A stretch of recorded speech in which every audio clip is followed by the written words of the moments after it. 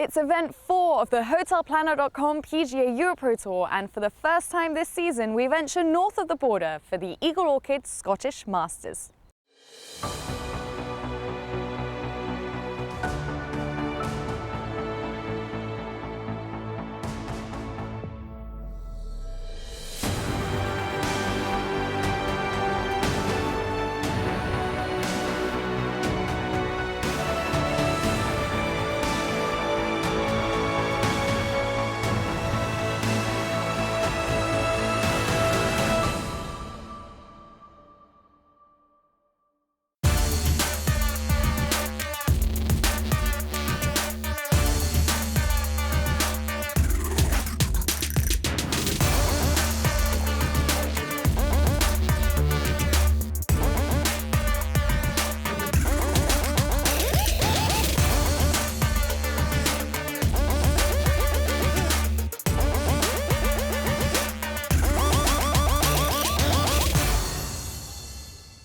Hello and welcome to the Montrose Golf Links as we return for the Eagle Orchid Scottish Masters. Now this course is steeped in history, built in 1562, making it the 5th oldest golf course in the world. It was revolutionized in 1913 by Harry Colt. Old Tom Morris played here, they hosted the Open Championship qualifying here, and how can we forget Johnny Morgan's hole-in-one on the 16th?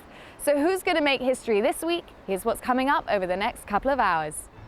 Who will create their little bit of Montrose history as we have all the action from the final round of the Eagle Orchid Scottish Masters? Johnny Morgan gives us the lowdown on what's facing the players this week. Take 2, I'm out with a forehand. Kit Alexander gets close to the action with his on-course insight. He's played an absolute peach in here to about 4 feet. Johnny Boy becomes gadget man as he tests the latest putting aid. Oh, done it, first time. And I continue to get to grips with my game as Kit teaches me the art of bump and run. Thanks, Kit. Thanks for teaching me to bump and run. All that to come, but first let's hear from our resident pro, John E. Morgan, on what he thinks is the key to this course. Well, thanks, Imogen. This is a cute man's golf course here at Montrose Links. Par 71, 6,585 yards. You know, the wind's not that much at the moment, but if the wind gets up, it can be a little bit tricky. Peter Hansen, I remember it very well, came here, Open Championship qualifier. You know, I missed out by a shot playing with Bob May and he qualified it by a mile. Didn't get driver out once, so like I say, cute man's golf course. Thanks, John. So we know what's in store for the players. Let's see how they fared over the opening rounds with Kit Alexander.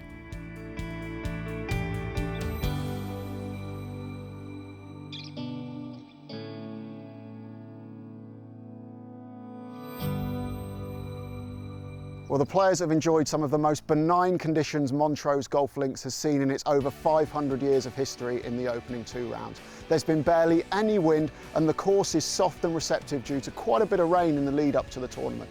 And the guys are taking advantage of that. As we know, when it doesn't blow on links courses, they're normally there for the taking, and that's exactly what our players have done this week. There have been 2 63s already. Incredibly, one of those shot by a player who missed the cut. 51 guys, though, did hit the 4 under target or better that was required, and that's a record in our 5th year here at Montrose. Starting the final round in a tie for the lead at 11 under par is Connor O'Neill. He's the only Scotsman inside the top 15 as we head into the final round, and he finished 8th at Montrose last year. It's clearly a course he likes. Can he go on and become a popular home winner today? You can't win it in the first 6 holes. You can't win it until 18th green. I know that's pretty obvious, but you can't. You just got to try and play your game and see where that takes you. You know. Also in the final group on 11 under par is Daniel Wasney. It's his rookie season on the EuroPro Tour. Incredibly, he got himself down to a handicap of 2 without any lessons. Let's see if he can take himself to the next level with a win here in his 3rd event. It's the first time, first experience of being the final group. I can only do my best, I suppose. Chris Lloyd completes our final 3-ball on 11 under par. He's got plenty of experience on the European and Challenge Tour, and he's recorded 4 third-place finishes with us on the EuroPro Tour in the last season and a half. Same game plan as the last couple of days, pretty aggressive, and yeah, we'll give it a good go. Kit now joins me. Kit, we've got a really bunched leaderboard. What are your expectations going into this final round? Well, I am expecting birdies, eagles and plenty of action, Imogen. Last year we saw Billy Hemstock shoot an incredible 61 to come through the field and win it, and I think we might see something similar today. The course is there for the taking and we're sure to have plenty of drama. Well, it's going to be dramatic. And what are the real challenges of a links golf course? Well, it's the way the game was originally designed to be played. It's fast, it's running, it's dry, you've got deep pot bunkers, big greens with swales and undulations. You've got to have plenty of imagination. This week it's playing a little bit different for the players though. There's not been quite as much wind and the course is relatively soft for a links, so they're able to fly it a little bit further and not have to flight their shots quite as much. Let's take a look at that leaderboard. Well, Chris Lloyd is at the top there and he's been in contention for the past season and a half, so what do you think his chances are? Yeah, he's a player with plenty of pedigree. He's played European and Challenge Tour golf. I think he's got a very good chance today. Not just because he's so experienced and a very good player, but also you look at the rest of that leaderboard and there's not a lot of experience there. There aren't many players who've won at this level before. Of course, someone can always break through on here, but Chris Lloyd's probably going to look at a few of those names and really fancy his chances. Well, thanks very much, Kit. Let you go off to your on-course duties, and we'll head to the commentators Gary Ellis, Johnny Morgan, but first, Simon Golding. Thanks, Imogen. Was it really a year ago that Billy Hemstock shot 10 under for a new course record to take the title here in Montrose? John and Gary alongside me to see if we'll have some final round fireworks again. And there's every possibility that that will happen. And that means, with this congested leaderboard, that we could be looking at someone going out in those final groups for the title. We could see someone come through from way back. Oh, I absolutely agree, Simon. I mean, this is set up today that there will be some low scoring and it could come from well back. So almost anybody playing in this final round could be right there at the end of the play today. It's going to be exciting. Robert Burlinson with a towering approach, getting his round underway. Well, this man got off to a nice start. He's now at the third. Stewart. This one slightly off his left. Little subtle break. Oh, didn't come back as much as he thought.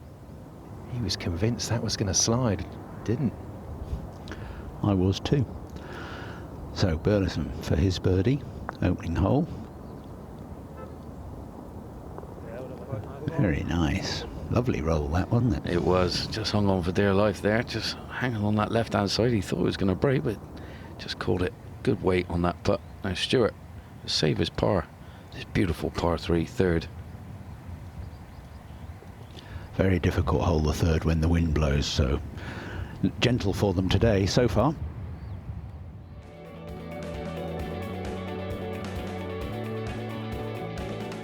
Well, we're here at the par 4 second. What a beautiful par 4 it is. 391 yards, beautiful. You know, you can get there in 2 shots easily. I'm joined by Jason Boyd, the head professional at Montrose Links. Jason, I'm looking down this hole and I can see a bit of a change.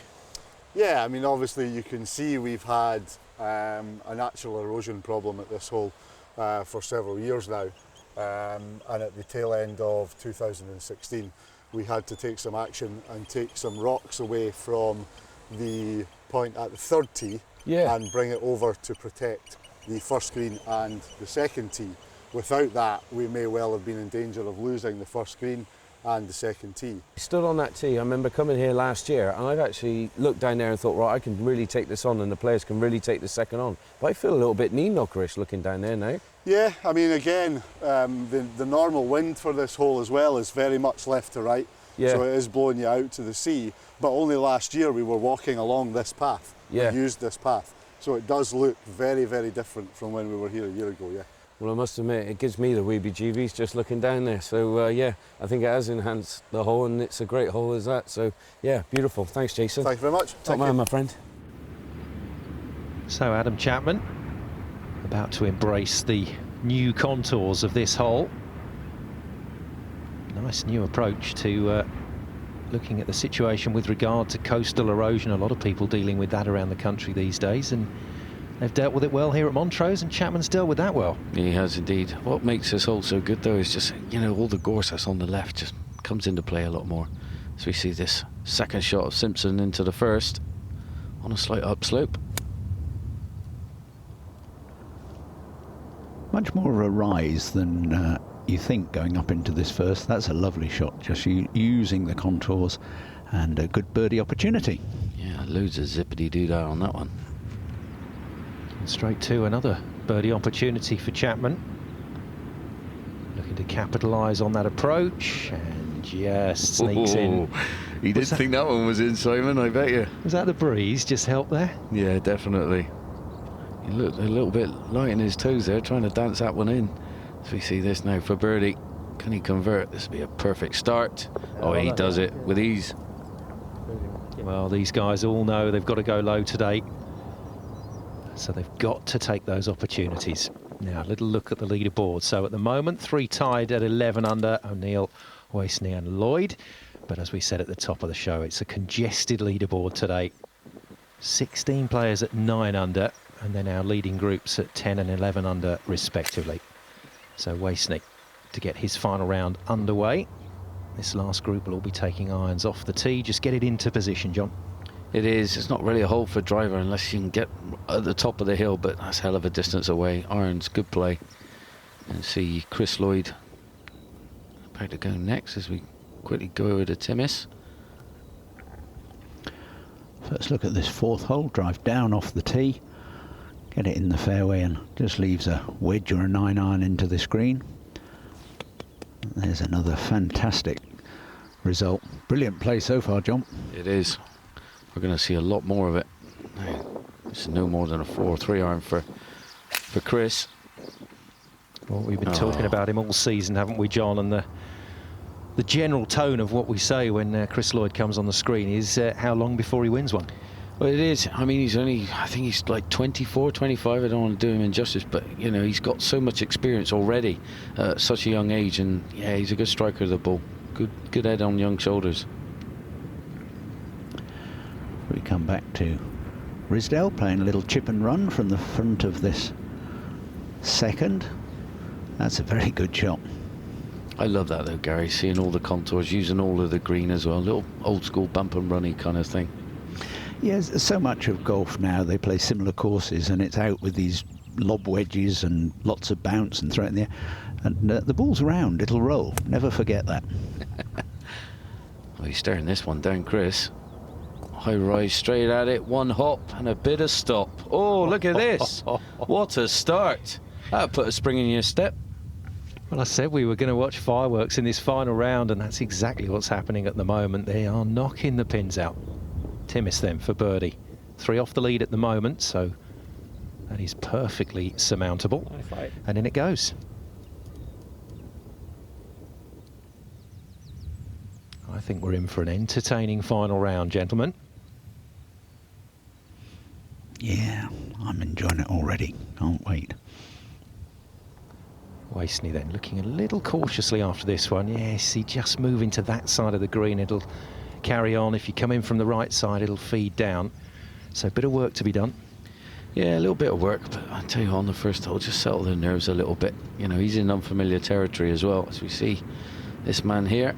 Can he convert? Yes, he can. Youngest ever Lincolnshire County champion. That man, Jordan Risdale, but showing us that he's got the links skills as well. Yeah, that was a very long drive on that hole as we go back to Wasey. Cross the slope. Very good effort, John. Yeah, perfect pace, that one. Really is right behind the hole. There's only one thing worse than that, and that's leaving it in the jaw with like a quarter roll to go. Now we'll get to meet all of our young stars during the course of the show today. First man up, Daniel Wasey, 25 years of age, one of a very talented group of players looking for a big win on the tour today.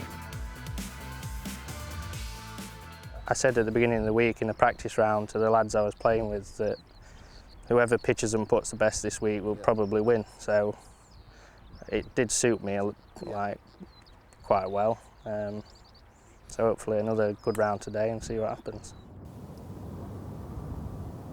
Well, these are ones that you like on the first hole. This for birdie, no more than a foot.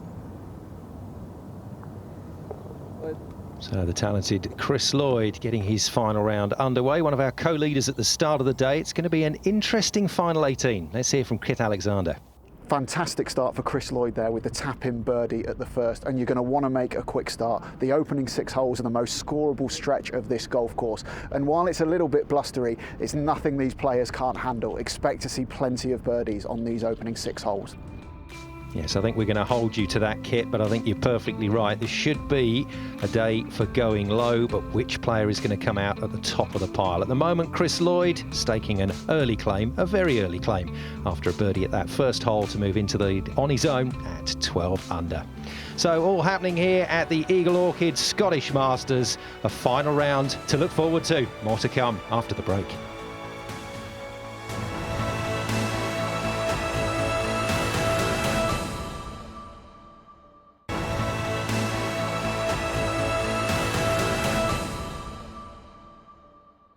Welcome back to final round action from Montrose. Before we get back out to the course though, let's hear from Johnny Morgan trying out some gadgets and gizmos to improve his already perfect game.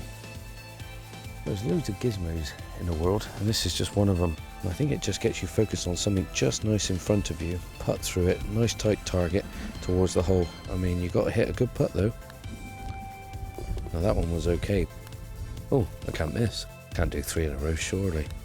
Oh, I can. Oh, I tell you what, I don't know. What an easy game, innit? Here we go. Try and hit a bad one, will you? There you go. So there you go. It kind of takes it off target, so you know you've hit a bad putt, and that would have missed left. Obviously, you can get some like that. Just shows you pushed it, pulled it, whatever. You can kind of make it as small as you want. So then, obviously, your target becomes a lot harder. Oh, done it, first time. I'll take that. But do you know what I think this is also good for? Chip and runs. Get by the side of the green. Oh, got through it first time. I think my aiming was a bit wrong there. I think there's many ways that you could use this to your advantage. Yeah, some great ideas there, John. Time now to get back to the action, though. Before we get out to the course, let's take a look at the leaderboard and how things stand. Cue Katy Perry, because the fireworks have already started. We've got Jonathan Thompson 9 under through his 16, second group out, and that's with a double bogey. Then Michael Stewart 4 under through 11, but 5 birdies on the bounce for Nick Marsh have put him right into contention at 11 under. So let's take a look at this very short 292-yard 5th hole. You drive uphill, you can't see the green, but with the way the breeze is blowing today, for these guys at 3-wood, even the shorter hitters can reach the green with the driver, get a good line, get it skipping between those 2 spectacle bunkers on the front of the green, and a pretty flat putting surface, so maybe able to have an eagle, who knows? Well done, Gary. I love all those links references. Spectacle bunkers, they only come up a few times during the course of a year. That's Gary for you, man. Master of words. Well done, Gaza. Now, up the hill, slightly down the rise. Oh, and there's a bit of work to be done coming back. And this is a good goal for Brian from Ireland. Yeah, it was an eagle chance there for Casey, so a little bit of work to do for the birdie. Now, our leader, Chris Lloyd, with a solid start from a very solid player. European Tour and Challenge Tour experience for this man. And it's surely just a matter of time before he picks up one of the trophies this year. Just makes it on. Yeah, I'm sure you're right about Chris's chances there, Simon. As we go across 5th hole, Simpson. This 6-footer for a birdie. Yeah, nicely read. Not much break in that one, but in it went. No, they're quite undulating, these greens, in some places, but when you get your flat putt, you count your blessings. Now this one, obviously just making it on the green by a couple of yards. Anything short would fall away. This is quite a long putt, a little bit of break off the right, up the hill. Still a bit of work to be done there. Oh, long way from home. Yeah, that was to go to 13 under, but he's got work to do to stay at 12 under now and keep that lead. Back to Casey. He'll have had a little look at this ball as it went past the hole. Yes, confidently hit. Nicely done, and still picks up his birdie. Now, these are the ones you don't want to give away. Look at that wind just getting up a little bit. You can see it by the trousers and the shirt on his playing partner. Oh, that's a bad drop shot. Yeah, that is, John, because it's Yes, he was uphill. Yes, he was some distance away, but it was a horrid misjudgment of the pace. Yeah, it's a good 10 feet out there. Now Johnson over the back of the screen by the looks of it. Oh, and that's a bit knifey. And out to the right. Must have been an awkward lie there. Couldn't see the lie. Yeah. Yeah, bit of ground tapping going on. Yeah, it wasn't my fault. Back to Lloyd. And a bogey, so goes back to where he was at the start of the day. A little wobble then from him, and as this wind gets up, a little bit of protection for the course, so things might not be quite as free scoring as we'd originally thought. Yeah, be wary of the early players that have gone out posting a good number now. Yeah, good point. Sam Prince, the Prince, as he putts across the green. That's beautifully judged. Oh, wonderful. Yeah, that is top drawer. Hey, doing the salute. Well, this is going to be his next hole, the 6th, par 5, 510 yards. Just got to dodge these bunkers. That's the vital point of this hole. It really is. I mean, gorse on the left, obviously the beautiful sea on your right-hand side. But once you get that tee shot in good position, really and honestly, the second shot is up for grabs. You can set yourself up for a great eagle here. You just got to dodge that first bunker on the right-hand side and let it run through the middle of them. As we see Casey now finding the ferry with his tee shot. Well, I can tell you Sam Prince tapped in to go to 10 under, so everybody making a move at the moment. Casey with another solid approach. The thing is, that 6th hole is playing downwind. It's playing very short today for the boys. Yeah, it's no more than a simple par 4, really. Well, Johnson, we've seen Casey with this putt earlier. Up the hill, down the hill, and in she goes. And that is a serious Barry bonus there. Getting away with a par. He will take that. Big deep breath as well. Fantastic stuff from Johnson. So, this opportunity to tie the lead. Has a decent record here. Timis at Montrose finished tied 5th back in 2014. And we've had some interesting conditions over the years on this course. We have, yes. I've been here a number of years, and we've had some delays through thunder, lightning, mist, strong wind, nearly delayed play once. It's always adventurous, lovely to come to the seaside. I was going to ask you, Gary, what do you think is your stretch on the golf course where you think it might be won and lost as well? Because you've worked on this golf course quite a few times. Well, I think as Kit told us, the early holes are definitely key, but then for me it really comes around sort of 14, 15, 16. Well, time to meet another of our young stars now. And this man, Jordan Risdale, really burst onto the scene, had a magnificent junior career, has been playing international golf since around about 2009, and has now kicked on into the professional ranks, and he's doing very well indeed. Been a massive learning curve, really. I think to compare amateur golf to professional golf is a big difference, especially with the category I had in Challenge Tour last year. It was quite tough because I was getting to events on the Tuesday and the Wednesday and trying to play, and it was tough, especially when you're playing against properly prepared professionals at a high standard. But it was good getting thrown into the deep end and performing on that level. It learnt me a lot. Well, he's doing well, and expect to see Jordan in amongst it in some of the tournaments this year. Now, Casey, this is a big putt because this could take him into the lead. Yeah, slightly up the hill here for Casey. Don't be short to win it. Last roll. Falls away into the hole. Happy days. Eagle to go to 12 under then for Brian Casey, and out into the lead all on his own, but he may only be there for a couple of seconds. As we watch Jordan Risdale putting across the green, fairly flat from there, and he got the line dead right, and in we go, tying the lead. Yeah, Casey has company from Jordan Risdale. Confirmation of that then on the scoreboard, so 2 men now moving to 12 under, but as you've already seen today, those single shots separating the players are not going to mean much by the end of this day. Somebody's got to take this round by the scruff of the neck and forge their way through to the top of this field.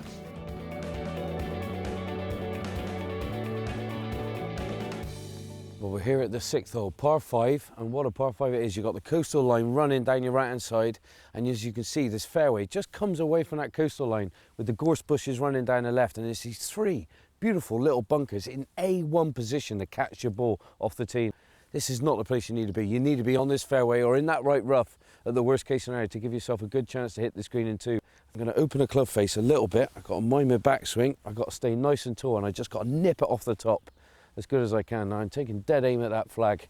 Hopefully it should just move from left to right. So nice and tall, John. Come on, mate. Get this one up quickly, or I'm back in the bunker. And I tell you what, that's me being greedy. Well, take 2. Look at that. I got a 6 iron out this time, so I've gone for 1 less club, a lot more loft. I reckon, yeah, it's got to clear it this time. Same swing, same idea, just don't be greedy with the 5 iron, John. So I've got another good lie. Get short of that green, give myself a good chance for a chipping eagle, let alone a nice simple birdie. Look at that. Cleared it by a mile. Little fade, like I said, coming back just on line for the flag. Oh, nice little Shane Warne spin out into the middle of the fairway.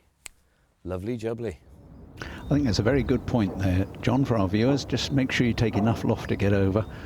Don't leave it in there. Very good. Yeah, I've been a bit greedy first time as we see this man now. Looks like he's way back in the bunker. Little splash. Oh, and he's played it beautifully. Look at this. Great touch. Super short game skills there from Forgan. I can tell you he went on to tap in for birdie there to go to 9 under. Now to Marsh. What a run this man has had on the front 9. He's been extraordinary. 5 birdies on the trot, on his card. And this is what you'll expect today. Somebody's going to come out and do this. We've had 63s earlier, and somebody's going to do it again. Oh no, most definitely. And there's those 5 birdies on the banks for Nick Marsh. Unbelievable start. I mean, he's got some nice holes coming up. He could easily double that tally, you never know. Got a nice spring in his step as the Huddersfield Golf Club man. Now back to Lloyd, leader at the start of the day, but he's got some company now. Oh, I love the way he played that. Got with the slope, got less of the grasp between ball and club, really got it coming out low and just used all the green. And look at that, that's going to be a tap in. So across to Risdale on this par 5 6th. Middle iron. Yeah, joint beautifully leader. Judged. Sorry, Gary, joint leader with Brian Casey, and he's given himself a chance there. Oh dear. Real splash of sand, but out it comes. Yeah, bucket and spade being used over there then. My goodness, that was a hell of a whack. One of the things though, John, on seaside courses, the sand. You've only got to dig a hole and you've got the most perfect bunker. It's beautiful sand to play out of, isn't it? It Something is we all beautiful. love. It is, and you can do so many shots with it as well. Spin it, release it. Yeah, you get a lot of feedback from it in bunker shots on links, especially around a track like Montrose Links. And that's just a little bit heavy-handed past the hole. That's going to be down the slope for his putt coming back, as we see this man now. This will be a good up and down from the bunker on the left-hand side, and it's in it goes. Lovely jubbly. Share of the lead then for Wasney. Birdie to go to 12 under.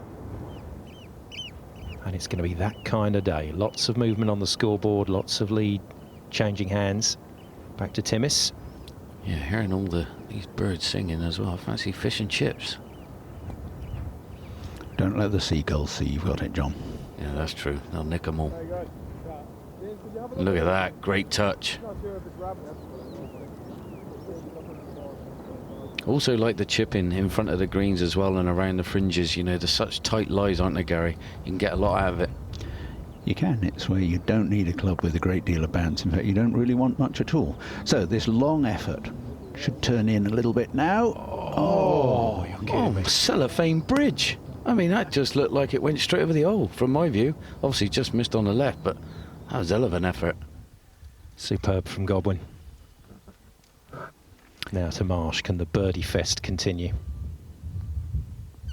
Lovely free swing of the putter there. and it's running really well. It's brilliant.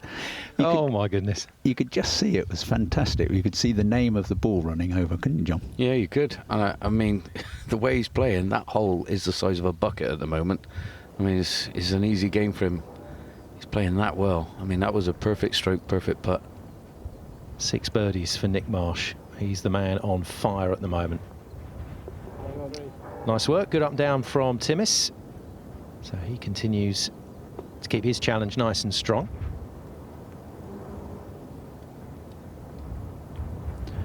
So following that excellent chip that John described for you, now, can Chris Lloyd knock this in? He certainly can. So back to 12 under, made a move off the first hole to that number today, but then gave one back to the course. But Lloyd back on track, and to the Prince, looking to move on now from 8 under.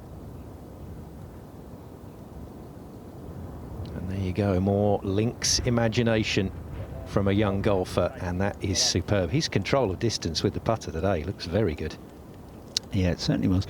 And one of the nice things, the fringes are cut so beautifully and smooth. It's not that difficult to judge how the ball's going to come on, but it still takes a lot of good skill. Well, he tapped in to move to 9 under, did Sam Prince. Yeah, the greens are in such good nick though, Simon and Gary. I mean, we're going to see a lot of putts being holed during today's play. This is why the scores are so low. Obviously the wind not being as blustery as it normally is. So time to meet another young player, the man we just saw tap in there. Darren Walkley, the 27-year-old from Hayling Golf Club, is more than used to his seaside golf, so keep an eye on him today. Let's hear from Darren. My game's improving every week. It's coming on a long way, and hopefully I can keep improving. I've only been playing full-time now since September, October, so you know, I've got a lot of time to work on my game and hopefully keep getting better. Confident sounding young man. Over to 7 and Forgan. Little chip from the edge of the green.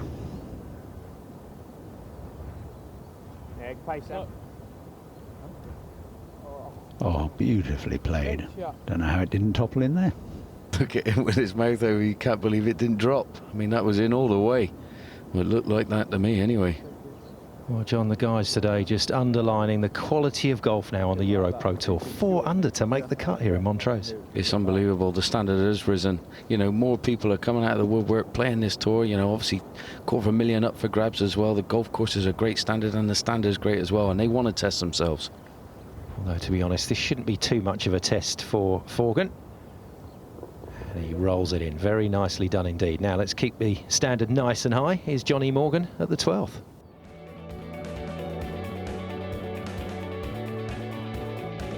Well, we've come to a beautiful par 3, the 12th, 176 yards, surrounded by bunkers. Not really at the back, though. I mean, if it's downwind, I think it's really hard to hold this green. You know, the ball will get knocked down from the air, it'll come in really fast, and it'll hurry over, you know, the back of the green. That wind is right into you. I mean, I'm thinking it's 7 or an 8 iron, and it could easily change into like a 4 iron or a 3 iron. I mean, it could make this hole completely different from, say, pitching wedge to a 3 iron. You got the little left-hand side, you can kind of funnel it up there. It might take a nice little lucky kick from left to right and weave onto the green, but then you got no more than probably 8-10 feet at the max separating the bunkers all the way along, so tall order if you want to run one in.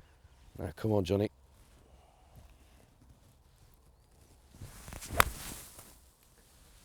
Well, I tell you what, I've got the line, but have I got the distance? Didn't quite get the strike. Get up! Oh my, you ain't gonna believe it. Not made it by 1 foot. And now I'm in the Dingley-Dale Bell bunker. And I tell you what, I'm in trouble. I'm in serious trouble. Dingley-Dale Bell, is that Bristol rhyming slang for bunker? I ain't got a Scooby-Doo. Honestly, I don't know what was in my head. Dingley-Dale Hell, I don't know. You know, it's not in a place you want to be, that's for sure. This one looks to be going left though, guys. Yeah, it is. It's just on the fringe. It's okay. Not one of his better ones. But pin high and not in your Dingley-Dale Bell. I'm sure you were thinking of bluebells or something there. I really have no clue what was in your mind. No, yeah, well, you're on my wavelength now, Gaz. Thanks, mate. Now this one off the left, doesn't get it. It's a confident chap as well, relishing being on the EuroPro Tour. He's had a few starts on a challenge, like he said. Enjoying the professional ranks. Yeah, he's a good golfer, is Rizdal. Rolls that in for a birdie. So moves him to 13 under and puts him right up there with a challenge. Now back to Chapman. Saw him earlier on in his round, and a birdie there to go to 12 under. It is getting like Piccadilly Circus at the moment down there. There is traffic everywhere. There certainly is, as we go back to Nick Marsh on the fringe. Long putt across the green, up and down little slopes and hollows. Can he judge the pace correctly? As you can see, rather a long way out that time. Yeah, he was a long way from the hole. Stroke wise, he's got more to do now. You see this man just slightly up the hill. Should be a no-brainer, this one. Straight in the back of the hole. Yeah, no problemo. Godwin, birdie to go to 10 under. So another man taking a nice step forward, but Nick Marsh might be taking a step back here. This will delete one of his birdies if he doesn't get it. No. View of one of his greatest supporters, his mum there watching on from the side of the green. Yes, and just wondering what happened on that hole. A little bit conservative with the tee shot, and unfortunately it has cost him. So Nick Marsh's birdie charge comes to an end, but as you can see, he's still up there and featuring. But it's young Jordan Rizdal from Lincolnshire that has the lead all on his own at the moment from a very tasty chasing pack. Things getting interesting in this final round. Another twist to the plot here in Montrose. Rizdal leads. Can he hang on to it after the break? Stay with us.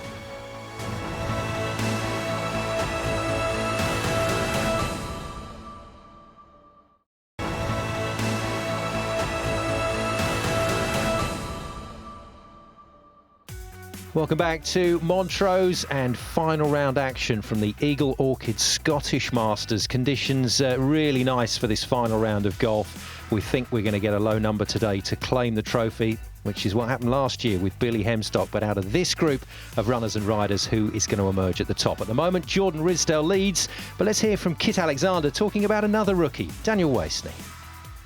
It's been a very steady start from Wasney. He's had 4 pars and then the birdie here at the 5th. He's looked very cool, calm and collected, which is impressive.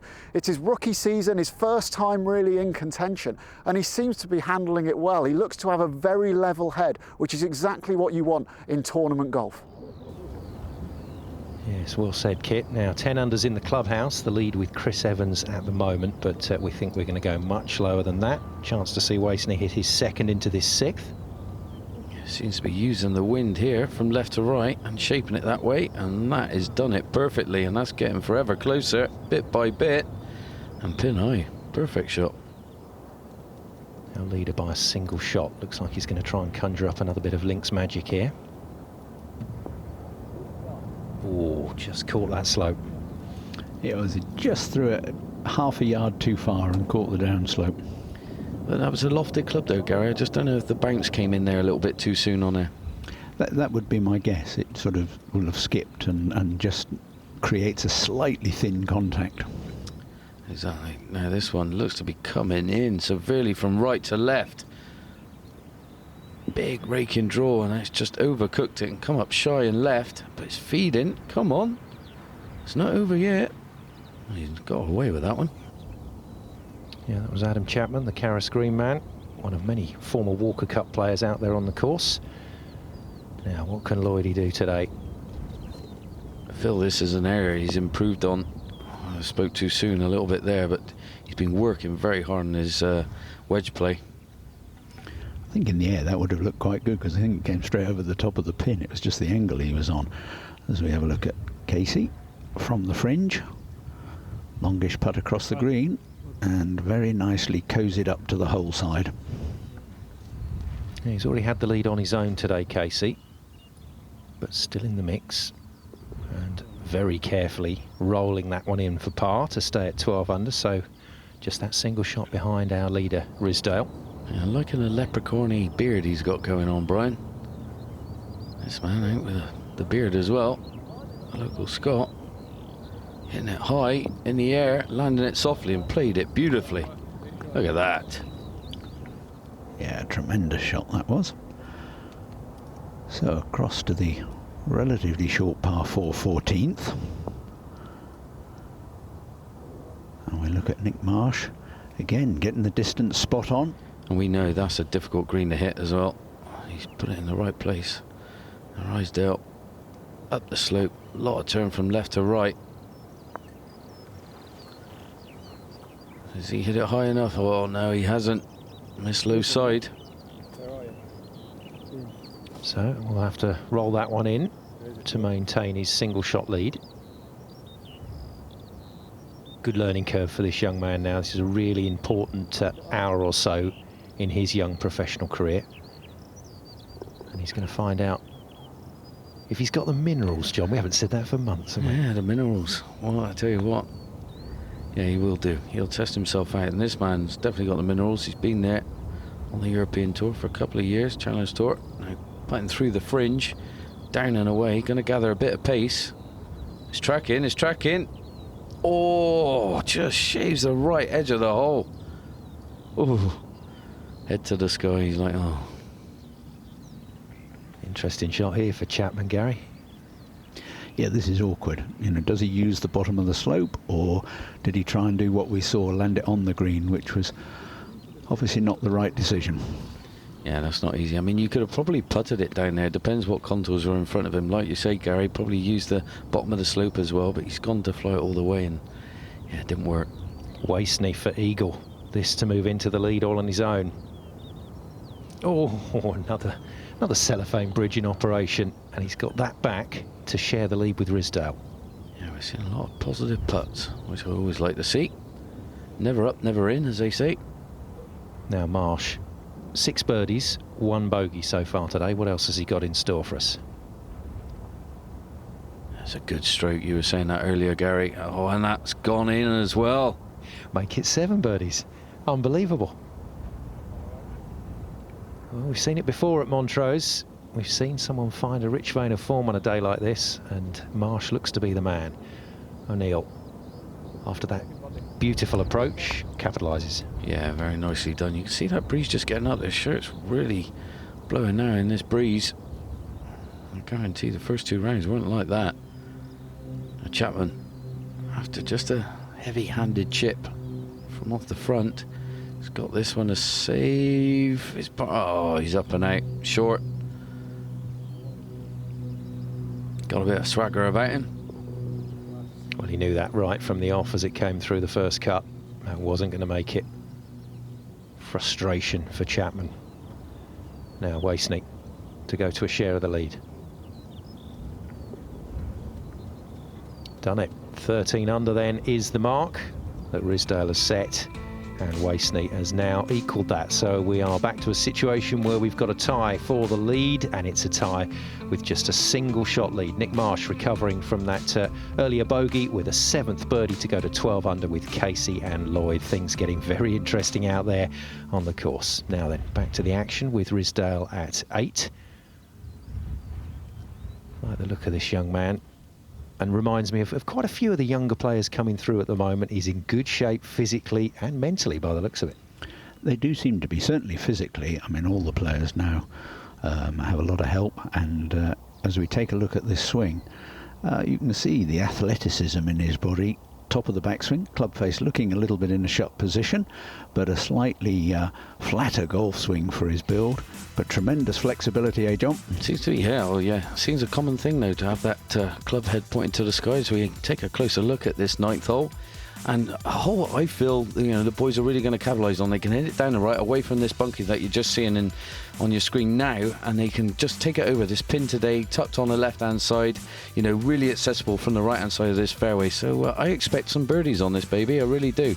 Pretty down straightforward. So, yeah, they're going to be eagle-eyed, ready for another birdie on this 9th. You put the kibosh on him again. Casey's in trouble. Yeah, what am I like? Yeah, commentator's curse coming out, and this one is going right to left. Severe, calm down, ball. Oh no, and we know what that's like. Oh, that is not a good spot. Well, that was his 4th shot, and he's in there. Drop, cool. You got to think, he's staring 7-8 in the face. This one, manoeuvre, sure, just a few grey clouds lurking around. Nicely done from Risdale. Reminds me a little bit of Daniel Gavins, does young Jordan Risdale? Yeah, he's similar sort of build, sleek, racing snake sort of model. I was going to ask you about the golf swing as well, going back to the slow-mo we just seen of his swing. I mean, the club face pointing to the sky, I mean, we see that in Dustin Johnson, quite a few of the guys at the moment. What's the trend in that, Gary? Do you know?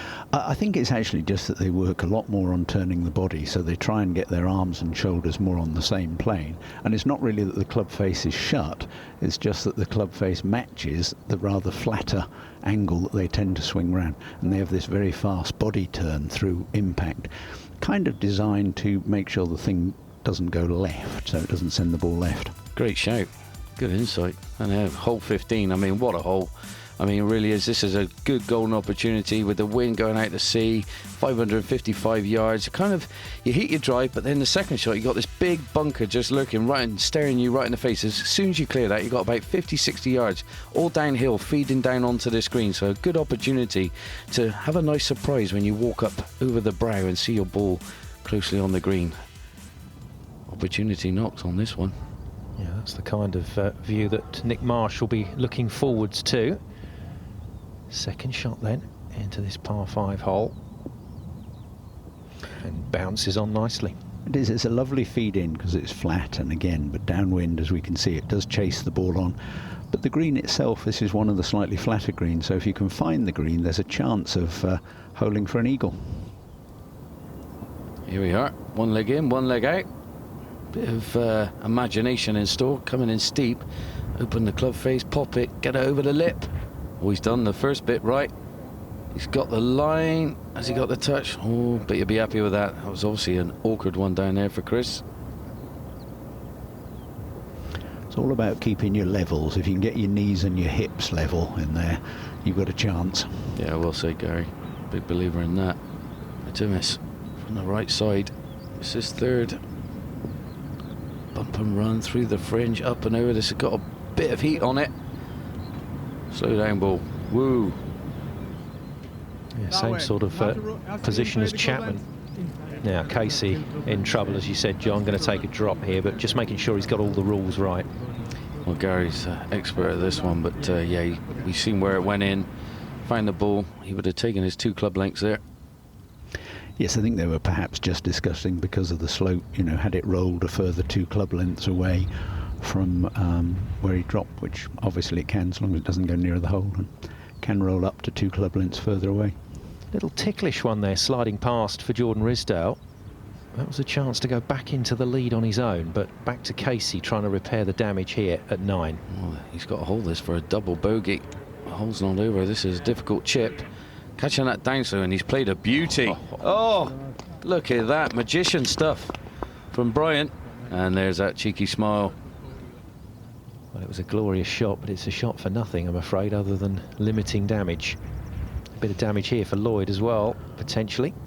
Yep, trying to salvage something from the very awkward line in the bunker, and it's not to be. A shot gone.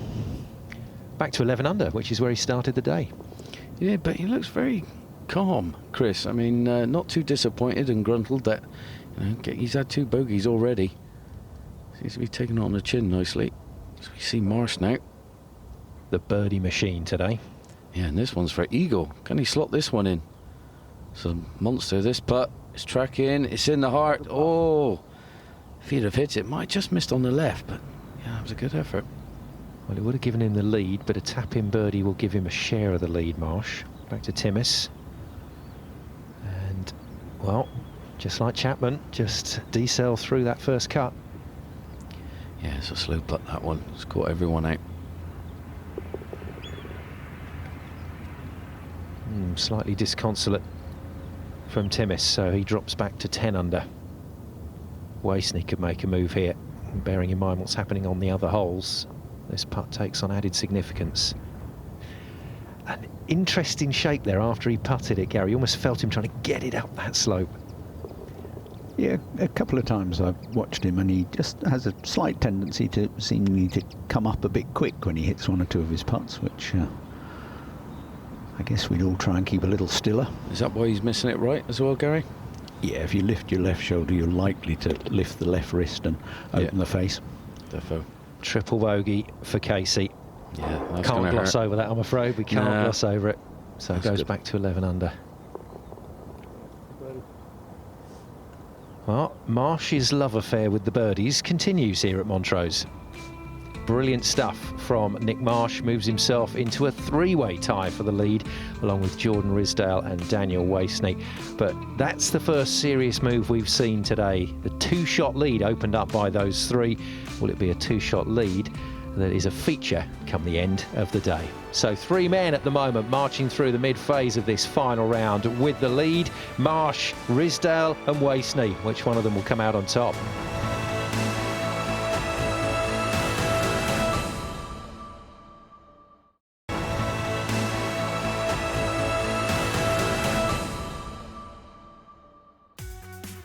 Welcome back to Montrose and final round action from the Eagle Orchid Scottish Masters. The wind just starting to pick up a little bit, which means the guys that are getting into the clubhouse with a decent number will be putting their feet up and seeing who else can beat that. Evans and Penny have finished their rounds at 10 under. Probably not going to be good enough today, but should put them in the money. And the leading Scot, Michael Stewart, also moved to 10 under, but he's got some tough holes down that closing stretch ahead. But it's a three-way tie for the lead with Marsh, Risdale and Wasney on 13 under. Let's take a look at hole 8.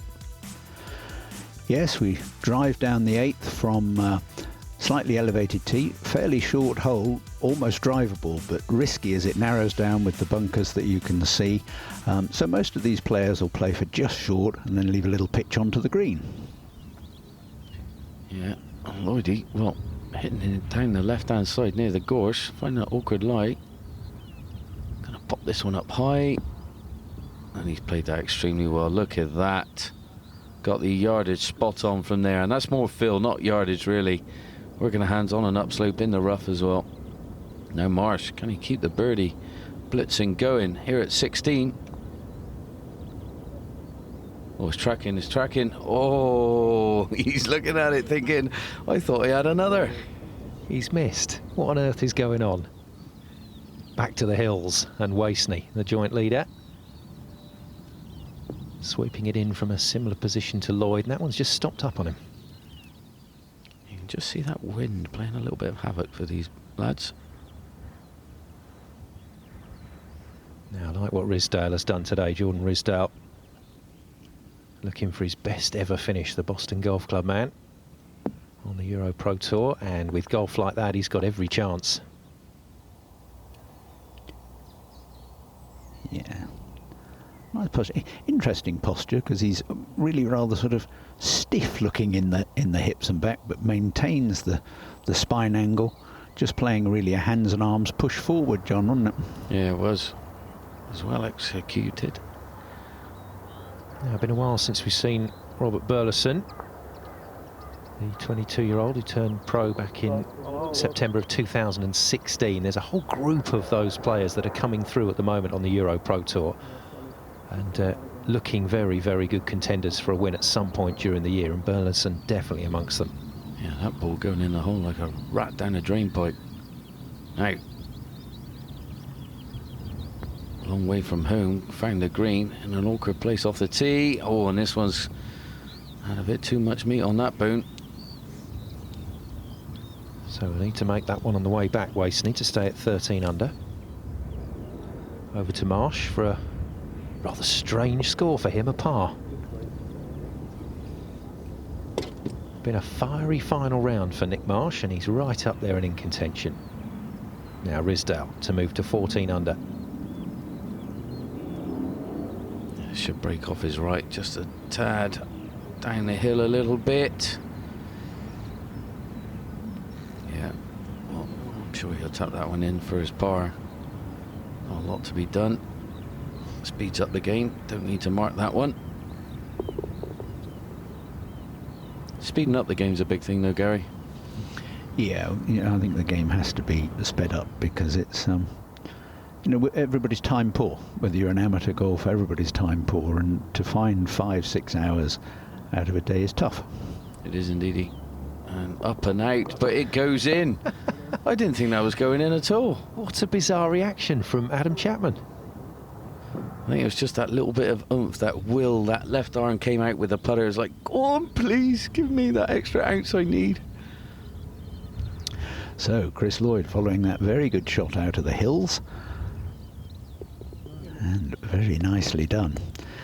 He's been a sort of step or two forward and a step back, but that's a step in the right direction. Yeah, that's the way to do it. Bounce back straight away. Now Wasney for par at 8 to stay at 13 under and stay in a three-way tie for the lead, along with Nick Marsh, Jordan Risdale and himself, and he's done that very nicely indeed. Let's check that leaderboard. Out on his own, Chris Lloyd at 12 under, and Michael Stewart has birdied the tough 16th to go 11 under with 1 to play. Now let's hear from Kit Alexander talking about former European Tour player Chris Lloyd. Lloyd spoke a lot about the importance of staying patient out here when I caught up with him before the round, but he'll be delighted he's bounced straight back from that bogey on 7 with a birdie on 8. It gets him back within 1 of the lead and some all-important momentum as we turn back into the breeze here. Yeah, that's a good insight into Chris Lloyd's mindset at the moment. I wonder when Kit asked him if he said, must stay patient. Yeah, I know. Well, Marsh, his mum obviously packed him a nice little sandwich. He's wandering around with her little rucksack, a couple of bananas and a Mars bar. And that one just running through, and that's going to be an awkward one, Gary. That is, because I think if we get a look of that in a second, he's on the edge of the slope, on the edge of the green. Very awkward. Burleson for a birdie to go 1 behind that leading trio. Very confidently struck. That's the second really solid putt we've seen over the last few holes from him. Yeah, he's stroking it beautifully. He takes a nice long way back, got plenty of paces, lovely rhythm. As we see Lloydie now on that right hand side I was talking about earlier, opens up this second shot at 9. That wind just howling off the right hand side a little bit. It's really pushing that ball to the left. It's coming back, and look at this. Come on, release. That's a good shot from there, and that'd have been with something like a 6 or a 5 iron. Absolutely, John. Now, as we were saying, Marsh here with that awkward, just caught on the foot of the slope. This could go anywhere, John. It could. It could. Oh, but it goes in only one place, and that is 6 inches under the ground. Well, it's all happening at the moment, John. I've got some breaking news for you, because Scotsman Michael Stewart has holed from the rough at 18 to move from 11 under to 13 under to tie the lead in the clubhouse. Oh, my goodness. Really? Yeah, amazing stuff. Well, incredible. So Wasey now has more company at the top of the leaderboard, and let's hear from the man that's joined him. Michael, that was some finish out there today. Birdie on the tough 16, eagle on 18. Talk us through those shots. Yeah, just 16 was playing pretty tricky. The wind was across there, so I had a nice shot into about 30 feet and hold the putt, and then 18 got a bit lucky. I pushed my tee shot into the right rough and was fortunate enough to hold the second shot. Well, it just shows what we've been saying. There we have Stewart finished, and O'Neill in the leading group is 2 hours behind him. As we said, anything could happen, and anything could still happen. Cracking shot from O'Neill, but the ball alongside him on the green is Wasey's. Let's hear from Kit Alexander about that putt. Wasey's hit the green, but he's left himself a really tricky 2-putt actually here. The first couple of feet are uphill over a bit of a ridge, and then it releases down to the hole. Judging the pace right here is going to be tricky with the wind and a few different slopes at play. Yes, a smelly one for Wasey, as they say. We'll get to that putt in a moment as Marsh hits his second shot into the 18th. But 2 hours in the clubhouse for the Scotsman Stewart. What's that like when you're in the lead? Well, I've only had that happen once to me, and I just had to pace myself. I mean, I went and relaxed too much. You know, I think the objective is to just wander around the place a little bit, have a little look around. I mean, maybe go out on the golf course and watch a bit of golf. I don't know, stay in the moment. You know, just have a chat with a few friends. Don't sit down for too long, though. And obviously, you just got to keep that swing grooving, so go to that range. Well, Gary, Kit Alexander was right. That was a horrible putt. Yeah, it was a difficult putt. Up and down, through the swales, and a reasonable line, but badly out with the strength. Nearly putted it off the green. Sam Prince second into the 13th, but yeah, I hear what you're saying, John, and basically just think that it will be a playoff, full stop. Yeah, you know, funnier things have happened in the game. I mean, might end up winning it, who knows? I mean, it's, you know, there's still a lot of golf to be played, though. I mean, as we see this man, Lloyd, he's only trailing by 1. He would have got a half-decent read off his playing partner. He knows it's coming from the right, it's uphill. Oh, just hangs out there on the right, and he thinks that's going to turn a bit more. The knee bend says it all. Stay patient, Chris. Stay patient. I like it. Yeah, he's hit a lot of very good putts that actually haven't gone in. He's held a couple, but he's been very close with the others. I can't believe we're only at the halfway mark for the leading group. We've had, well, so much drama in half a round of golf for them. It's unbelievable, Simon. It really is. Some great golf being played, and like we've predicted early doors, some great scores coming in. Well, Risdale, joint leader for a while now, but just going off the boil a little bit, as is Wasney here. Could give up this lead at the moment. Maybe just left half. There's not much in this, but he's got to hit it hard enough. We've not seen one putt from down there go past hole. Everyone's been short. They have, every single one. So Wasney concedes a shot, which leaves Marsh in a rather handy position if he can roll this one in at 18. Oh my goodness. Oh, and it's just deserted him over the last few holes, that magic birdie touch. Yeah, 6-7 feet out. That looked like that was plumb. So the Scot, Connor O'Neill, this 4-footer, and nicely done. Yeah, you won't see many birdies on that hole today. Playing 444 yards, crosswind, not easy. Well, he moves to 11 under, but with a couple of the leaders taking a step back, that means he's still in contention. Risdale, problems here for him, and that is going to be a dramatic change to that young man's scorecard. He's had a nice day at the office, I must admit. He's looked pretty composed. He's going to take a lot away from this. It was an excellent putt, did give himself a chance yet again, but moves back to 12 under and relinquishes the lead for the moment. Now, a little bit of fiddling about over the ball here from Sam Prince, but gets the job done. That was a tricky one as well. Side door, that was side door, just grabbing the right edge. Good weight of putt though, that's the only reason that one went in. Bit more pace, that would have lipped out. Well, this man has surely led the putting stats for the day, Marsh. It's not a birdie to finish his round, but he's going to take away a par from what has been a fabulous day's golf. Yeah, it's a great scorecard. Look at that, 5 birdies in the front 9. Just one little blemish there where we had the 3-putt. Right, time to get back to kit. We expected some early starters to make a run through the field, and that's exactly what a couple of players have done. Michael Stewart and Nick Marsh, they've both shot 7 under par 64s to post 13 under par, and Stewart did it in style too, holing his second shot on 18 for an eagle. It's probably not quite going to be enough, but it certainly gives the players still out on the course something to think about and aim for. Yes, and factor in a tough closing stretch, and possibly if the wind gets up a little bit more today, that could change things. Oh, massively. As you see Chris now, short little swing going back there, punching this one low under the wind, that breeze straight into him, and that is beautiful. Pin high, setting up a great birdie opportunity.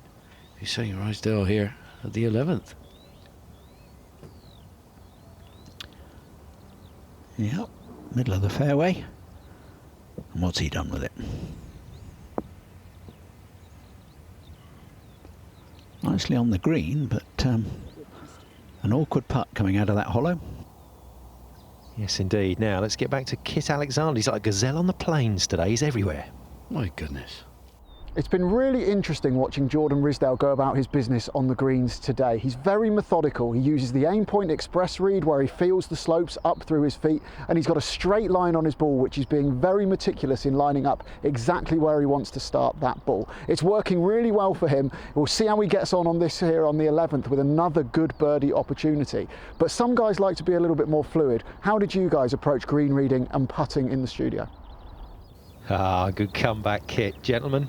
Yeah, she's on the other foot now, isn't it? Well, as we see, I like to go halfway down the putt and go a little bit high, see where the break is coming out, obviously go past the hole, look at it from the other direction, but we see Chris to slot that one in for birdie.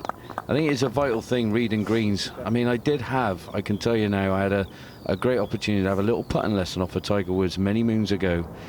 He was playing one of the Buick Classics, I think. He ended up winning it by 4 shots. And he said to me, John, you know, if it's left to right, right to left, downhill, uphill, everyone does. He said, but if the pace ain't right, it's never ever going to go in.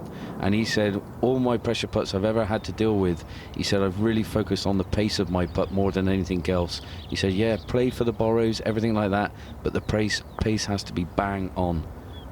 And here is one of those pressure putts. Oh, well, that has rattled in. That has just gone straight down there, but with a lot more heat on it, Gary. It did. It was going quite fast, that, John. Well, that's a nice recovery from Jordan Risdale, because that's taken him back to where he was at 13 under. We got a 4-way tie for the lead, but look at that. Michael Stewart and Nick Marsh, both in the clubhouse, pacing around to see if anyone can get back at them. Well, because we got those two finishers back in the hut, it feels like we're close to the end, but we still got the best part of half a round to come. More great action from Montrose after the break.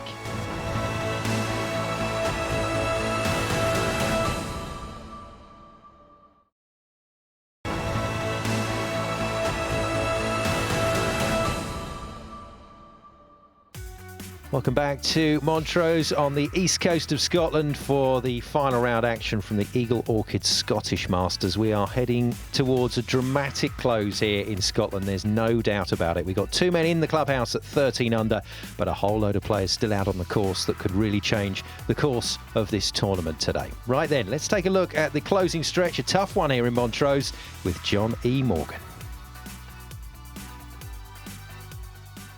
Well, I think this is the calm before the storm. You come to 15, all the fives, 555 yards, par 5, reachable in 2, can't see the bottom of the flag, little soft dog leg meandering from left to right going down there. Got one big bunker, not in play off the tee, but one big bunker that is up on the green. But then you come to two really hard beauties. Like I say, calm before the storm. This is your birdie eagle chance to set up a tough finish. Well, we're here at the 16th, par 3. I mean, I've got fond memories of this little beauty. Well, it ain't little, it's a big beast. It's a par 3 and it's 235 yards to a topsy-turvy green. Not many pin positions you can get on this putting surface. It's that hard to hit your number. And I tell you what, I've hit a puller again. This is my lucky 4-iron. This is straight at it. Come on, baby. Use the contours. Use the contours. Bend from left to right. Come on.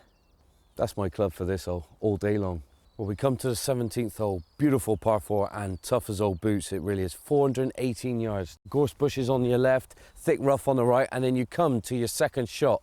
Raised green, falls off dramatically on the right-hand side, and obviously you can see this big fall at the front. So you're not quite making it, you're gonna have a really awkward chip coming up onto this green. Gorse just on that left-hand side as well to boot, just 10 foot from the edge of the green. But this baby, you know what I mean, it could be won and lost come at the end of the final day here, coming down the 17th, because you've got 15, the par 5, good opportunity to be 1, 2 under possibly playing that hole. Then you come to 16, you know, you'll be happy if you get a par on there. So if you come out of those 2 holes, level par, 1 under, cool, you're going to be big thumbs up. But it's not over till it's over, because you've got to deal with this beauty.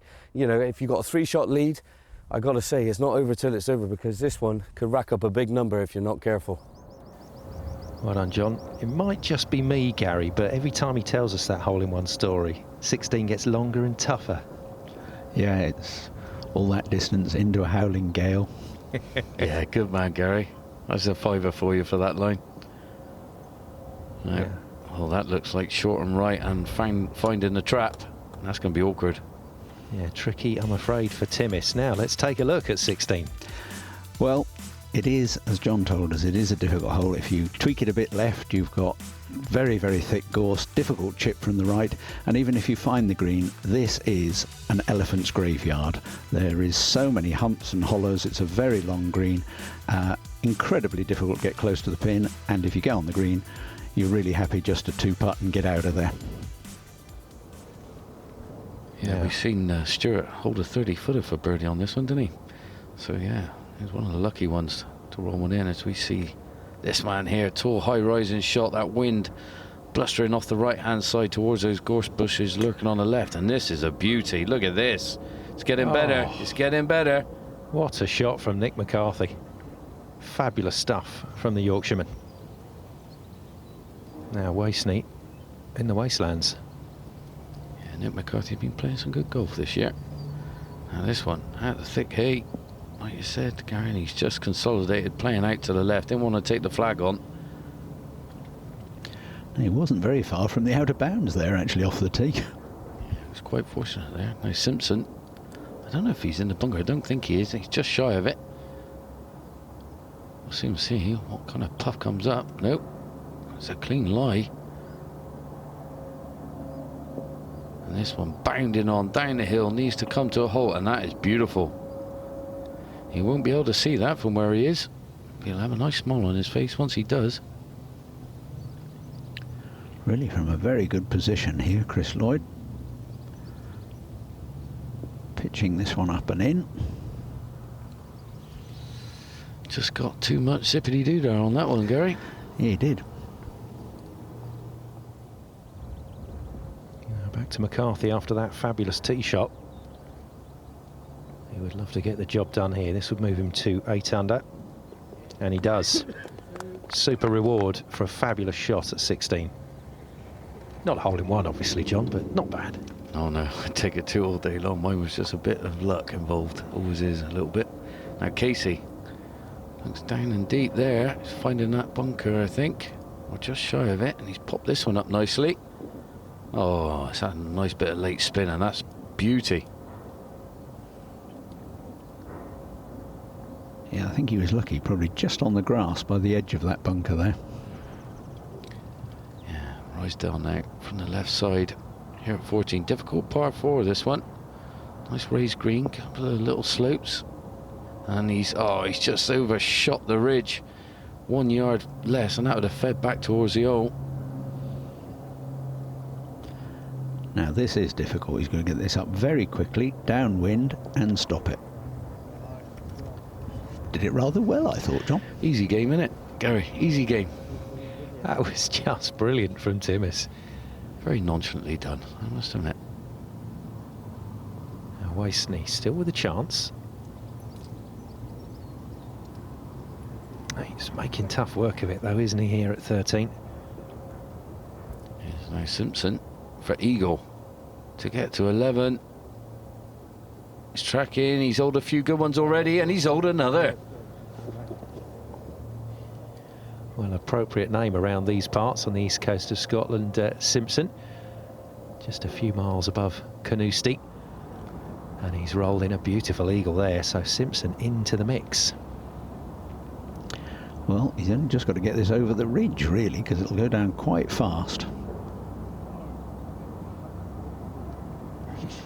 Yeah, it's never easy to judge, is it, when you're putting down off a top tier like that? Yeah, not easy at all. And that was into the breeze as well. Yeah, it wasn't quite as quick as I thought it was going to be. So, can Timmis roll this in after that excellent bunker shot? Certainly can. Ample reward, that. Fabulous up and down to go to 11 under. Now back to Lloyd. You can tell a lot about a man from his Twitter feed. And he's got the tag at the top of it. Full-time ginger, occasional golfer. But the 2-time European Tour player, putting himself down a bit there. Fabulous stuff, round the houses. In it goes. It did a little lap of honour. It goes. Oh, and in she pops. Happy days, ginger boy. Another move then from Chris Lloyd, and that puts him firmly in contention. Well, as I said, he's had some time on the European Tour and cites that fabulous course in Paris as his favourite, but he's a big Bath rugby fan as well, so he'll be happy with things at the moment. Let's hear from the man. After a few near misses, how satisfying would it be if you did get your hands on the trophy today? Yeah, I'd love to. I mean, I haven't actually won as a pro, really. I mean, first stage of tour school last year, but that doesn't really count in my book. So yeah, I'm very excited to have the opportunity to win. And yeah, I mean, what's it, 7 years as a pro now, so yeah, I'll be better late than never. A win would take you top of the order of merit as well. We're still early in the season, but how significant is it to get yourself in that top 5? Yeah, it's obviously very important. I'd love to be on the Challenge Tour, or if not, the European Tour next year. So every opportunity you get a chance to win, you have to try and take it with both hands. Well, good lad, Lloydie, but you got a bone to pick with him, John. Yeah, what's that all about? It says Bath Rugby Club. I mean, he supports him, but he's a Bristol boy. Why are you supporting Bristol? Oh, go on, we'll let him off for today. Now, Casey, smiling as ever. You've got to hand it to the Irishman. He might make a mess of things, but he'll smile, and he smiles when he's enjoying himself. Like to see that consistency. Yeah, he's a happy, jolly, affable chap, and a very, very good golfer. Now this young man looking to make a mark today. And even if he doesn't win it, I think we'll look back on this performance from Jordan Risdale and realise that he has arrived on the scene. He's certainly arrived on the leaderboard. Remember, we've got two men in the clubhouse, Stewart and Marsh, shooting fabulous 64s on the final day to get to 13 under. But as we suspected, that score has been surpassed. At the moment, Chris Lloyd, with a bit of work still to be done, is our leader here at the Eagle Orchid Scottish Masters. Back out to the course then, and Sam Prince. Yeah, Sammy at 15. I say, won't be able to see the bottom of the hole. I want to just get this one online and let it feed down onto the green. That's had a nice kick on target. Oh, keep coming. Release, release. This is just getting better and better. And that'll do. A few emotions for Adam Chapman on the greens today. Let's see if he can just get his composure back to finish strongly. This one looks to be popping out pretty high and landing nice and softly. And that left rough, not easy with that flag there on the left-hand side. Very bold. This is really the side to approach it from. Get a good look up the green.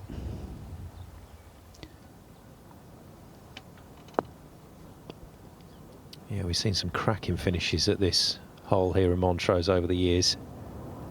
Always seems to provide us with a bit of late drama. Prince for Eagle. This is big.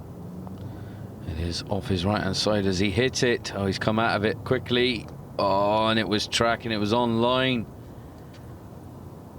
Didn't have his Weetabix, though, Simon. No, not quite big enough, I'm afraid, for Prince. Now, Burleson looking to finish tidily at 18 to get to 13 under.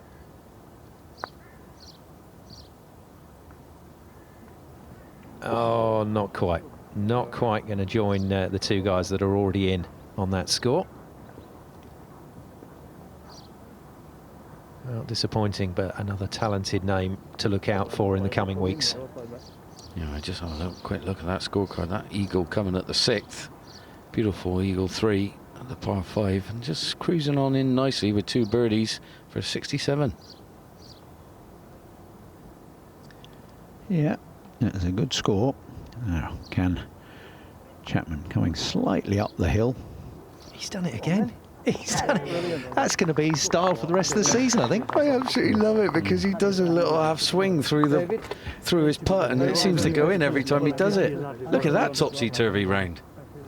Defying the laws of physics in many, many ways there, Chapman, but he's finished on 11 under. Well done. Hey, there we go. Nice little bear hug. They're big bears, aren't they? They certainly are. Let's take a look at that scoreboard again. Lloyd still leads by a single shot. We've still got Stewart and Marsh waiting in the clubhouse to see if anyone slips up. This really is very delicately poised here at the Montrose Links.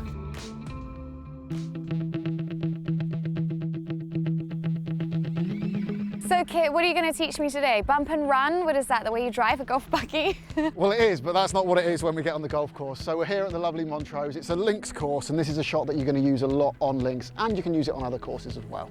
You're not having to hit it a long way. It's not a full swing, so you can have quite a narrowish stance. You want to be square to the flag. Remember those train tracks we did in lesson 1? Ball in the middle of the stance, and all you're doing, much like putting, you're just rocking the shoulders, and that club head should just brush the ground. And this is all the action you need. Just back and through. That's pretty good. It's just a little bit hard. So all you need to do is just not hit it as hard. Cool. So all we want to swing is just here to here, because you're hitting it a little bit fast, a little bit past the hole. So it just needs a little bit. I like that. Go on, get on. Go on! Run! Don't shout on the golf course. You can shout if it's a good ball. Thanks, Kit. Hopefully I'm getting there bit by bit, and that is chipping, bump and run. Absolutely, definite progression. You're on the green, you got a putt for par. Happy days.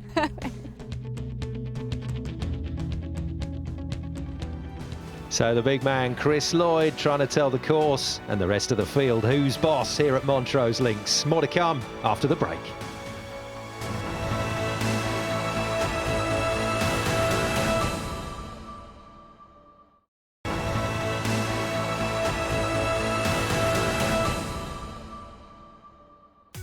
Welcome back to Montrose Links and dramatic final round action from the Eagle Orchid Scottish Masters. What is it about this tournament? But every year the final round delivers. This is the man though that's hoping to deliver today, staring out this course and the rest of the field. Chris Lloyd has the lead. Can he get the job done? Confirmation that it's just a single shot lead at the moment over Stewart and Marsh in the clubhouse, with the youngster from Lincolnshire, Jordan Risdale, still out on the course and still able to influence things. Have we got another dramatic twist in the tale? So Chris Lloyd starting to look like the man of the moment. Here's Gary. What do you think, mate? Yeah, I think he's looking very good. He's been calm all day, and that's another lovely controlled, compact swing. Yeah, keeping it well away from that bunker that's lurking on the right-hand side by that pin. Yeah, taking his medicine here. You see it's nice, like kind of just shy of parallel at the top. Clears out the way lovely, just compounds the ball beautifully. You've got to say it's very much advantage Lloyd now. He's safely in the middle of the par 5 15th green in 2, and he's got 25 feet for eagle. If he drains it, it's a 3-shot lead going to 16. Even the safe 2-putt for birdie, and he's still got a 2-shot advantage. 16 and 17 aren't easy today. 17th the hardest hole on the course, but you've got to fancy his chances with a 2-shot lead at least going into those final 3 holes. So Kit's call is Lloyd. Any advance on Lloyd, gentlemen? I'm with Kit, who's pumped already. I'm going with Lloyd as well. Yes, I think he's in control of his game, but 17 is playing very awkwardly, and that might have something to say in the outcome. And this baby to boot, 16, tough par 3. Pin at the front today. Wind howling off the right-hand side, out to sea it's going. It's not really howling, but I mean it's just affecting the ball, and that's running through the back, and that is going to be a hard up and down a safe par from there. Loads of contours to weave your way through and up and over. So a real tester for Risdale. This to move to another shot under the card for Timmis, and that is an excellent finish. Yeah, really first class. Good work. Yeah, that will definitely make the journey home a little bit better. Holding that putt there, that shoots a nice 68. Just the 3 blips on the card and 6 birdies. Back to Risdale then with this tester.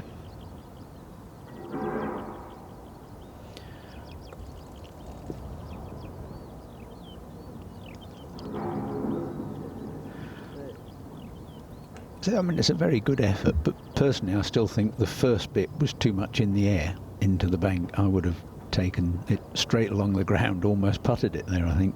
And it looked pretty hot to trot as well when it came off the face, as we see Lloyd now go down the slope. Has it got the legs? Oh, that is an inch shy. Bang on line. That is one more roll and that is in. Maybe 2. What do you reckon, Gary? 2 rolls? 1.5. 1.5. We'll meet you halfway. Sweet. Well, that was the big one. That was for a 2-shot swing. He's had to settle for birdie, but it's still put him in an increasingly controlling position. And there's a certain strut about Chris Lloyd today. He looks mighty confident out there at the moment. Now for Risdale, it's a case of up and down, limit the damage. But no, more damage done, so gives a shot back to the course. And that's that little sting in the tail here at Montrose. It's always there. It really is. The 16, 17, as John told us earlier, very tough. So another change on the leaderboard, but 2 important facts here. Lloyd, 2 shots ahead of the guys in the clubhouse, but 3 shots ahead of those players out on the course that can still influence where this trophy goes. On to 16 then. Will it be onwards and upwards? You can see that ball back of the stance, hands forward, good balance through the ball, keeping it low. And that is not a bad leave out on that right-hand side. I want to slow down a little bit. Oh, that's Andy. It's going to be a fast putt, though, coming down that hill.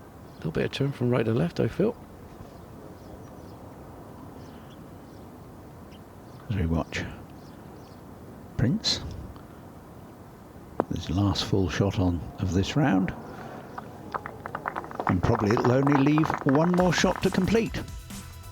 Yeah. On to 17 then, John. Oh yes, and 17, well this is where it could all happen, and it's a par 4, it's 418 yards, and you've got to be accurate off this tee. The fairway's very topsy-turvy, lots of humps and hollows and mounds and stuff, so you could get an awkward lie, but this is not really where it finishes. You know, the green really set up a little bit higher than the fairway, and obviously a lot of runoffs, and you know, the pin today I think favours near the left edge of the green, so you can play up the left hand side, but you don't want to overcook it, because you know, there is gorse buses over there. I think everybody in agreement then. This is the hole where you can have a problem. Oh dear. And no need to tell you that Ridsdale has had exactly that. Well, he's bailed out there, isn't he, Gary? Definitely. Yeah, I think so. I think the ball was a little bit above his feet. I think in his mind he'd have been slightly frightened of that going left, which is what's most likely to happen. Yeah. And so he's dipped out the other side. And that wind is blowing from right to left as well, doesn't it? So here we go, 16. Last group. The man in green.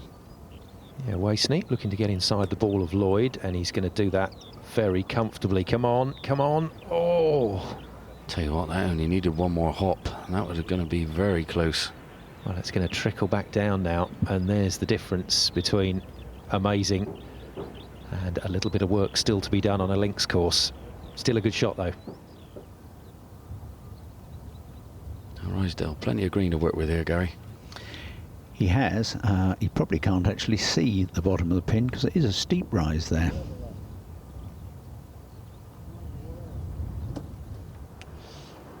Tad clumsy. Yeah, I think that bounce came into play on that wedge, as we see Prince just tapping that one in for a great birdie finish on 18, and that's around a 68, 3 under par.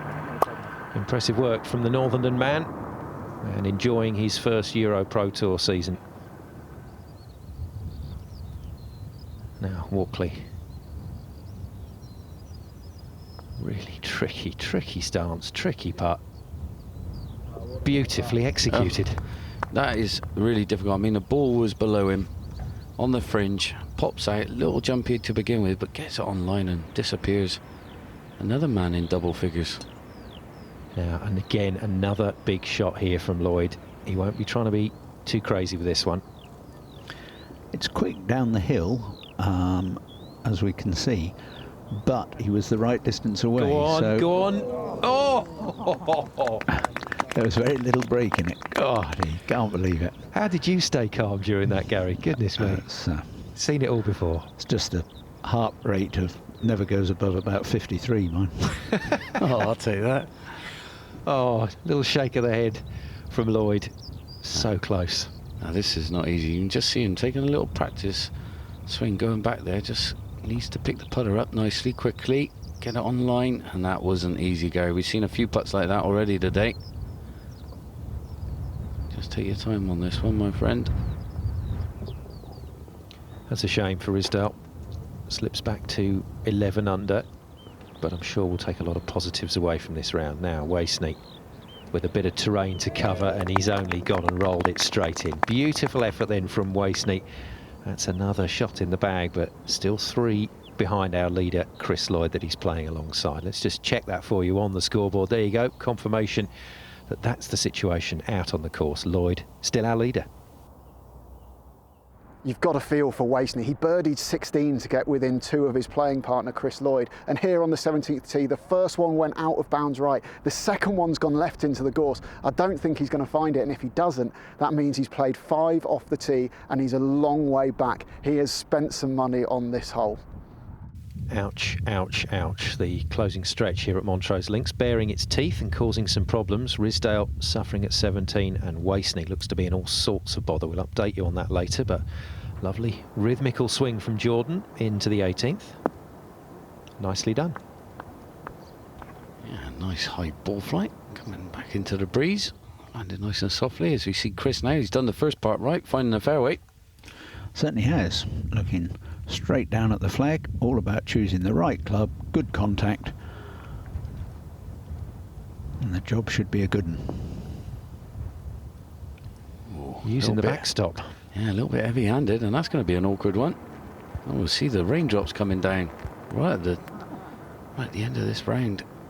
Now, a little bit up the hill, a little bit of right to left in this, I feel. He's seen his left to right. Maybe did come from that. Just overborrowed it. But it's been an eventful but a lovely day. Work in progress for this man, Jordan. And good head on his shoulders. Shoots around a 70. Could have been easier, a lot better. Just those 2 drop shots, 16 and 17, costing him. Yeah, that'll be his best professional performance to date. Now back to this shocker for Lloyd. Yeah, he's the man though for this, because just hands forward, almost just drop the club on the ball, get it down on flat part of the green as quick as possible, get it behaving like a putt. Look at this, coming in nice and steep. Not much grass between ball and club, and that just popping out nicely. And that running on the green. Now this for a 6.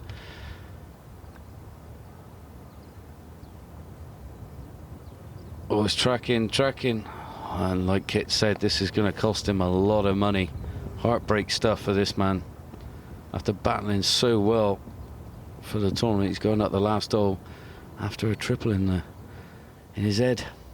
Oh, that is tough. Not many times you find yourself wishing for a double bogey, but he's ended up with a triple bogey. So Wasney out of the running as Lloyd rolls in for par, and that was a very well managed hole from Chris Lloyd. Yeah. So here we are, the 363-yard 18th, elevated tee, pretty generous fairway, but it's easy to catch one of those bunkers, but really almost anything that you fancy off the tee, get it in play, only leaves a wedge to the green. It's a good opportunity to finish with a birdie. Well, it's a hole that's delivered us plenty of drama down the years here at Montrose Links. Has it got anything in store for us today, or is Chris Lloyd just going to get this job done? He's certainly looked very confident. Back 9, he's looked very composed. Well, he's out with the hybrid, and I tell you, he's not messing around. Look at that, that's not even got to the top of the peak of its ball flight, and he's already walking off the tee. And that is down the fairway. That is a man with confidence. A man on a mission.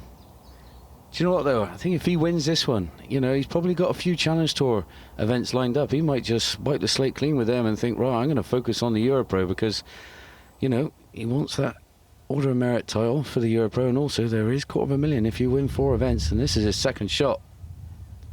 It's a good call, John. One of the men that you would have put down as a possible 4-event winner.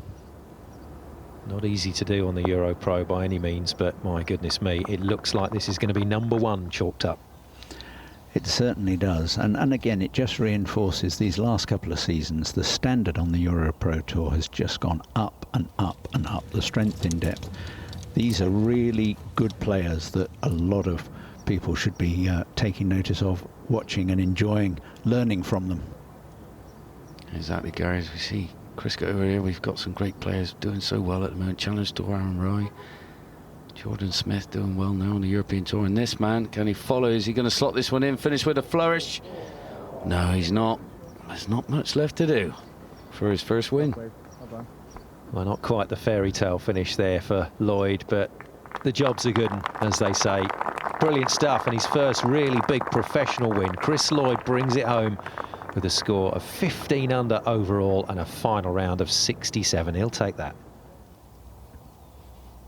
He sure will. I think we might see him up there a few more times before the season's out. Wasney then to stay at 10 under. Yeah, important. He gave away some money there, but it's all part of the learning curve. Well, Chris Lloyd really did look the part on the back 9 today, and once he got the bit between his teeth and found that lead, well, I don't think any of us thought he was going to relinquish it, least of all the man in question. Lloyd wins the Eagle Orchid Scottish Masters here at Montrose Links. Let's hear from the man himself. Chris, your first win on the EuroPro Tour, how are you feeling? Satisfied more than anything else. Feel like I've been knocking on the door for quite some time now. So yeah, like I said, bit of relief and plenty of satisfaction right there as well. How pleased are you with that result, being 6 shots back heading into the final round? Yeah, very pleased. I've had a couple of really good scores this week as well. just nice to feel in contention again. You know, it's been a long time. I haven't played very well the last sort of 3-4 years, so it's just nice to feel those sort of kind of nervous feelings again when you're up close to the lead. After the 5 birdies on a run, I knew that going into the back 9, you've got sort of 11 and 16, which are the toughest holes. So if you can play those around level par, I managed to birdie 11, which was quite nice. So you've got quite a nice stretch on the back 9 where I thought I could get it going, and it's like I say, it's good to finish on 13 under. So let's take a look at the race to Amanda Rea, and yes, it's all about the season as a whole, but sometimes a great round helps, and that pair of 64s pushing both Stewart and Marsh into the top 10, Stewart climbing 80 places. At the top of the tree though, today's champion Chris Lloyd claims his first professional trophy. Congratulations to him, but another way of looking at it, he's a quarter of a way to that fabulous £250,000 payout for 4 wins on the EuroPro.